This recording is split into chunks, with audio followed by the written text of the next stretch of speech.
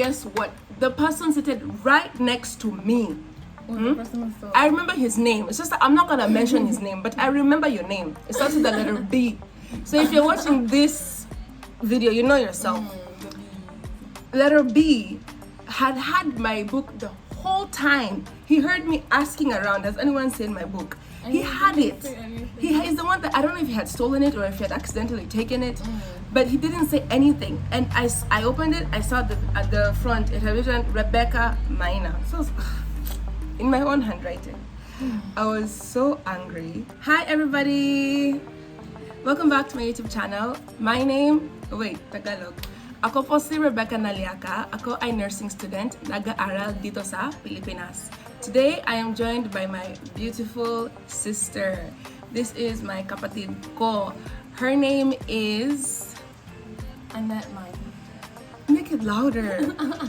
Annette Mina, okay? Her name is Annette, and she's the second one after me. I am the panganay, and then she's the second one, and then my brother is the bunso. For those of you who haven't met my brother, maybe you can meet him in another video next time. If you want to see him, you just comment down below and I will include him. Anyways, so we're both here in the Philippines. We've been living here for a long time now. I think accumulatively, how do you say 9 in Tagalog? Siyam. Siyam. Because everyone always asks me, ilang taon that staying here? So I always say siyam, like 9 years or 10 years, around 9 to 10 years staying here in the Philippines. And so we have been studying here as well. And we have also had experience studying back in Africa. So this video is going to be comparing the differences between studying here in the Philippines and between studying in Africa. So, disclaimer, this is not a video that's going to be just attacking the African schools that we had before. We're just gonna be saying the truth about the experiences that we had, okay? So please, don't be angry, don't attack us. We're just saying the truth as how it is, okay? So, let's go. Ta-ra! Yeah, so the first thing...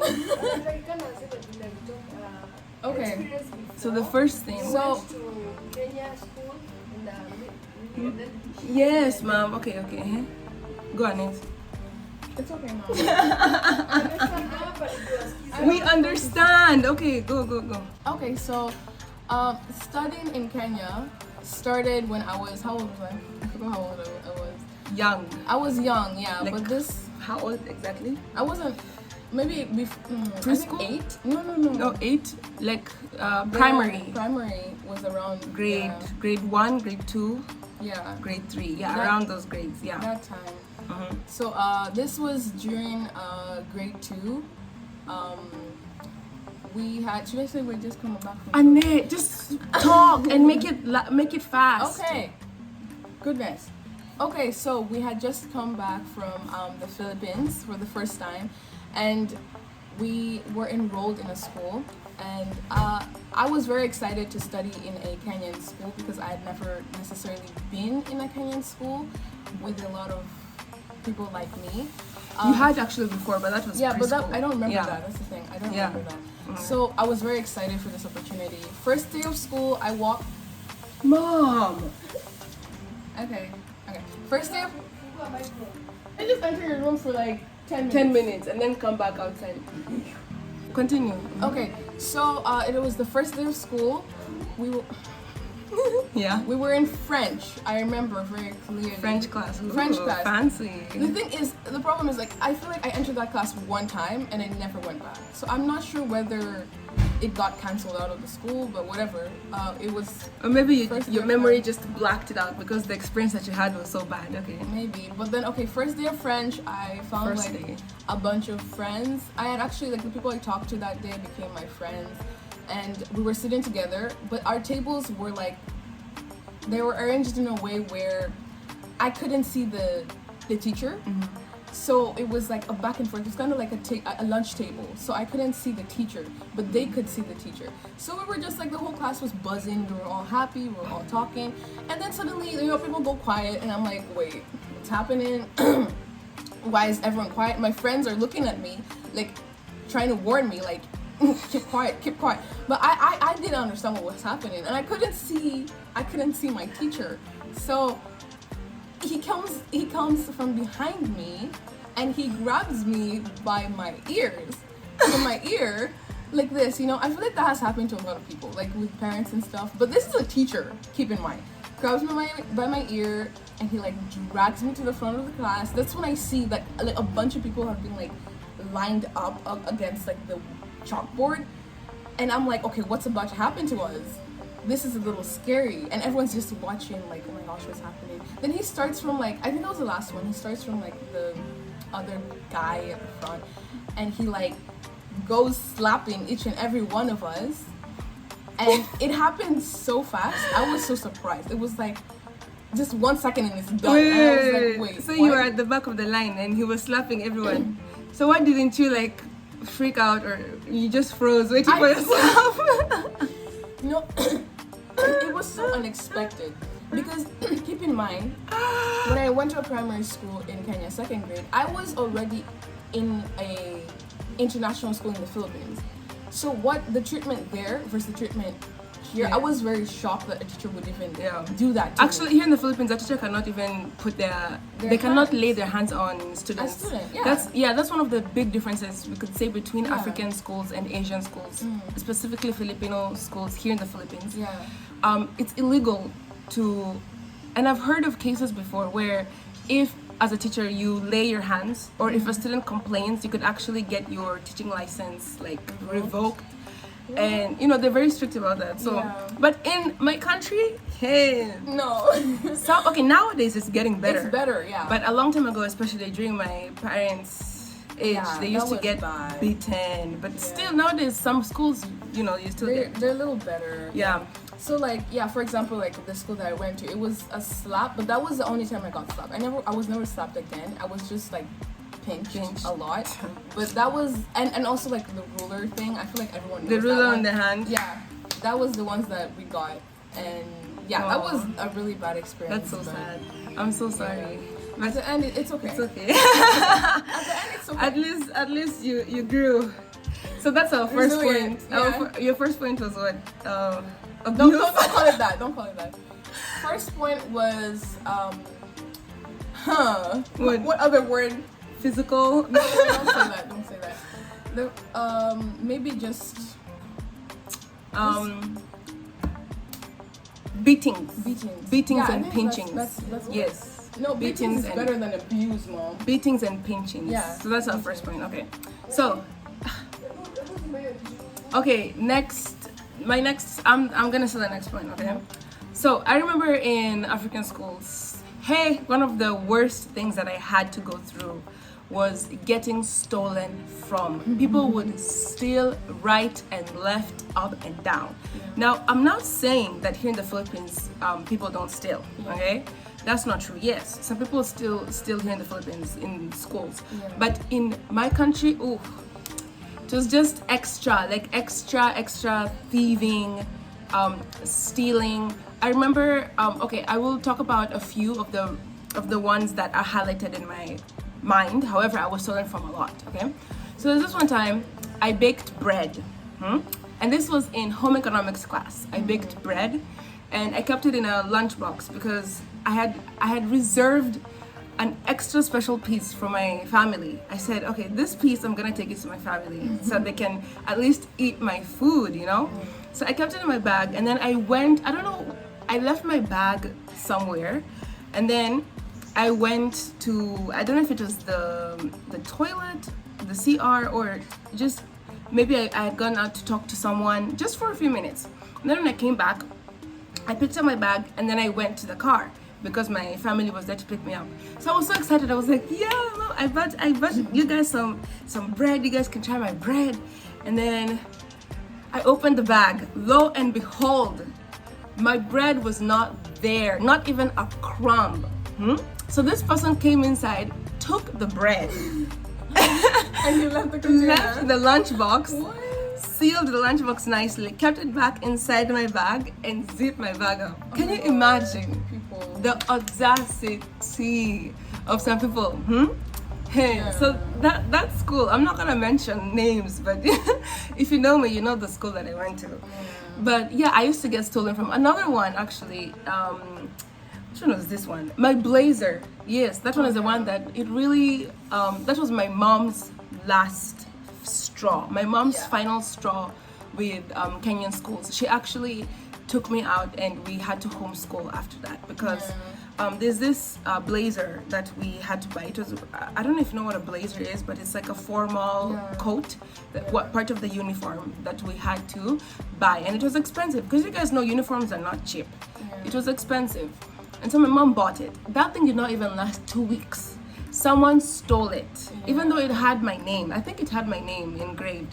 But now, before you start looking at every single person's blazer in the school, like. It doesn't even make sense. Someone stole my blazer, and my mom was so angry at me, and she was yelling at me. But I was telling her, Mom, this school is just crazy. Like it's just the thieving, the stealing is just on another level. And to make it worse, it's the people who are seated next to you are the ones that steal from you. Like I remember this one time.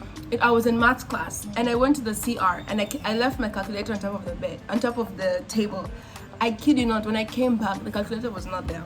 And I asked around, who has seen my calculator? No one said anything. No one admitted it. No one, and every single person was there, of course. Nobody else went to the CR. Nobody else went out. I was the only one that went out to the toilet. I came back, the calculator was not there.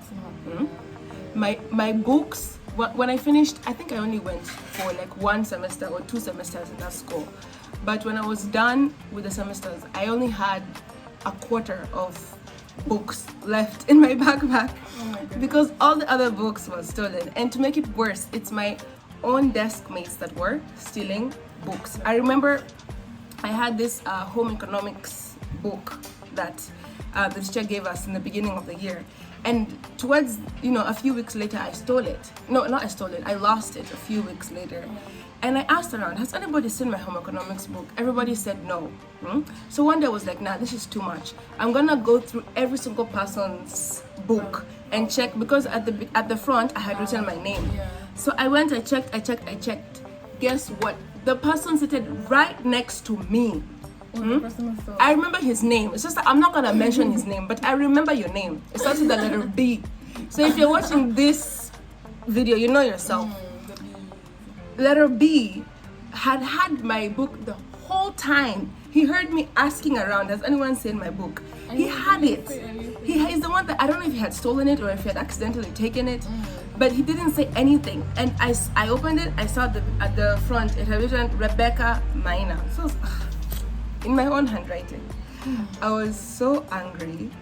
But that was towards the end. That was towards the end of when we realized that we cannot handle the school, the African school system anymore. Compared to Philippine schools, at least the ones that I've attended personally, the people don't steal as much. Yeah, thievery is a thing everywhere in the world, in every single school, but it's not as much. Like I find my friends, like in a friend group, we trust each other so much that they just give me their phones, they give me their everything. It's like, Annette, can you take care of this for a bit? Try that in an African school. Don't do that. Don't do that. Like oh my goodness, in Africa in general, my phone is my phone.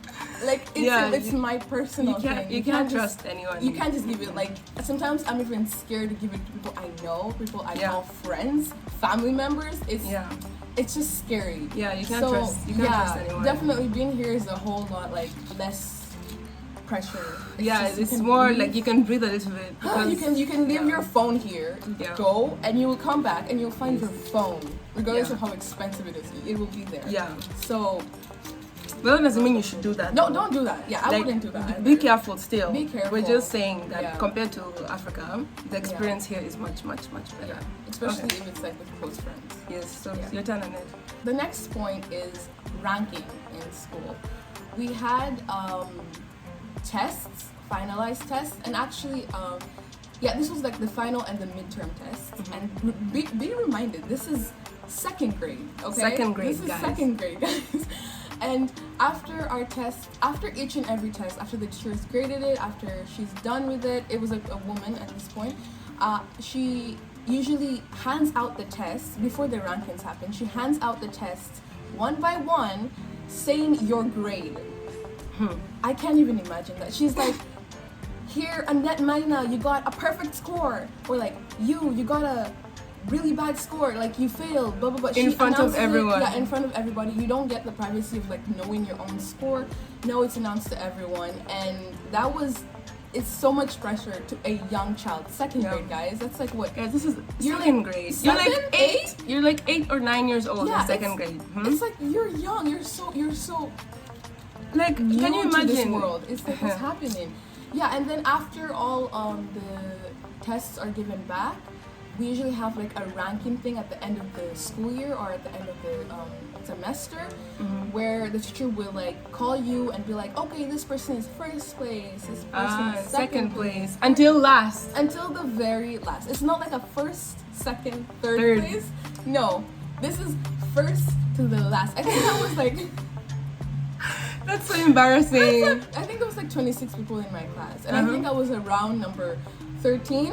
So okay, at least you're in the middle. You're in the middle. Bad. Yeah, you know me with my life, my school, it's always been mid. But like, you know, at least I wasn't like at the end. But personally, I don't think that ranking is a very positive thing or a good thing to do in class. Although some people might say that it like encourages competition, a little, you know, school spirit. Yeah, I think kids to work harder. Yeah, I think at the end it actually more discourages like students, like it tells them that they're not enough and stuff, and we never really know where someone has come from, why they failed their classes. There could be there's a variety of reasons. So I really do think that the school ranking, the class ranking thing, it's not a good thing, and it still occurs even today, and it's good for those who are up there, but you know. No, because listen, even in my school, the one that I'm currently going to right now in the Philippines, what the teacher does is sometimes we have like first place, second place, third place, and that's it.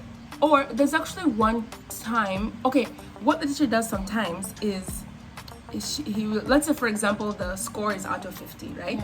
So he will hand over the test and then he will say, okay, who got 50? And then you stand up, who got 49, who got 48. But then he reaches until 45 or 40, and then if you got less, he says, if you got less than 40, hand up, like stand up.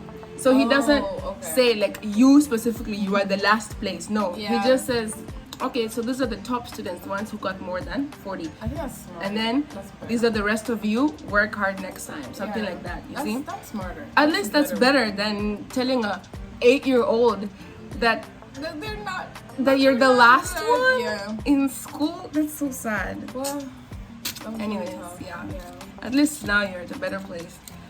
Okay, so I have another thing to say. So mine was one thing I noticed, the difference between the schools here in the Philippines and the school that I went to in my country was timing. Yes, because you know how they say African timing. Filipino timing is bad as well, but African timing is just beyond. It's just So I had this particular teacher whose subject was right before lunchtime. Okay, so and she had this habit of like keeping us into lunch. So let's say for example lunch starts at 1 p.m. right? So she would keep us like until 1:10 or 1:15. So you see, that's cutting our lunchtime. And that's not fair because that's not what she's supposed to do. She knows her time. She knows her time is until 1 p.m. So there's this one time I was just sick and tired of it. You know, I said, no, not anymore. And this was during a test, actually. We were having a test. And people were writing the test. And it was already, I checked the time. I checked outside. You can see people running around, playing, talking. And you're over here stuck in class. And I checked the time. It was already way past 1 p.m. So you know what I did? I stood up, gave her the test, even if I had not yet finished. And I left the class. Because I was like, I know, it's the confidence. Because me, I was like, no. First of all, I'm not gonna kill myself because of one test. Like, this is a test that I can't even, like, who cares? Like, it's already in the past, you know? I can't even remember it. I can't even remember, like, what the test was about anyways. All I know is it was a math test, okay? So I woke up and I left. And I remember my classmates were like, when I walked out, they were like, wow! wow. And then afterwards, she was like, they were like, Becky, did you actually walk? I was like, yeah, Or mom and dad called into the office. No. Oh. She actually, that woman, she just, when I gave her that, she was just like, that's the look that she gave me. She was like, huh, okay. Okay, you got the words. like this girl, she's gonna be a bit of competition, you know. So, I guess at the end of it, she was, you know. One more thing that I like about the exams here in the Philippines is the fact that they are multiple choice questions. I don't know about you because at that time you were still young, so I don't think you were having like actual examinations. But in Kenya, the exams that we used to have, we did have a few multiple choice, but the rest were written exams. So you had to write from your own memory, you know? Here in the Philippines, I kid you not when I say not once have I ever received an exam where I have to write my own opinion. It's always multiple choice. You know, choose A, B, C, D, which answer. How about you? Yeah. It's always multiple choice. We have a mix. We have a good mix. It's like a balance between the two. But in Kenya, it was fully second grade. It was second grade. Fully just from your head, from your thoughts, and you can imagine. Yeah. So the curriculum in Kenya is just too hard. It's just extraordinarily hard. Like it's just difficult for no reason. Why? Why is it so hard? Why are you stressing the kids so much? The system here in the studying system or the schooling system here in the Philippines is so much more easier than the one that we have in Kenya.